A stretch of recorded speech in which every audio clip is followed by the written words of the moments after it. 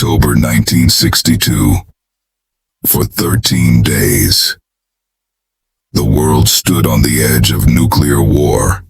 One wrong move, one misunderstanding, and millions could have died within minutes. This is the story of the moment America almost lost everything. It began with a photograph. On October 14th, 1962, an American U-2 spy plane flew over Cuba. What it captured would shock the United States government. Soviet nuclear missile sites under construction just 90 miles from Florida. The Cold War had just turned hot. President John F. Kennedy was immediately informed. The question was simple, but terrifying. What should the United States do? An airstrike could destroy the missiles, but it might trigger a full-scale nuclear war. Doing nothing was not an option. The world was watching, and time was running out. Kennedy made a bold move. Instead of attacking, he ordered a naval blockade of Cuba. No Soviet ships would be allowed to deliver more weapons. It was a dangerous gamble, because if Soviet ships refused to turn back, the United States Navy was ready to stop them by force. Then came the moment that nearly ended everything.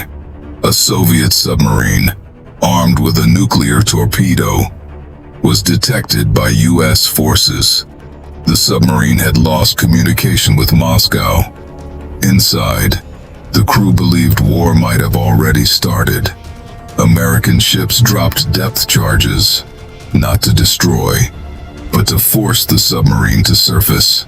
But the Soviets didn't know that. One officer wanted to launch the nuclear torpedo. One decision could have started World War III. Behind the scenes, diplomacy was racing against time. President Kennedy and Soviet leader Nikita Khrushchev exchanged urgent messages. Finally, an agreement was reached. The Soviet Union would remove its missiles from Cuba. In return, the United States secretly agreed to remove its missiles from Turkey. The crisis was over. The world had come closer to nuclear war than ever before, and most people never knew how close it truly was. After the crisis, new steps were taken to prevent disaster.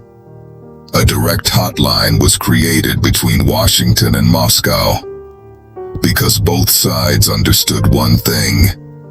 Next time, there might not be a second chance. For 13 days in October 1962, humanity stood at the edge of destruction and somehow stepped back.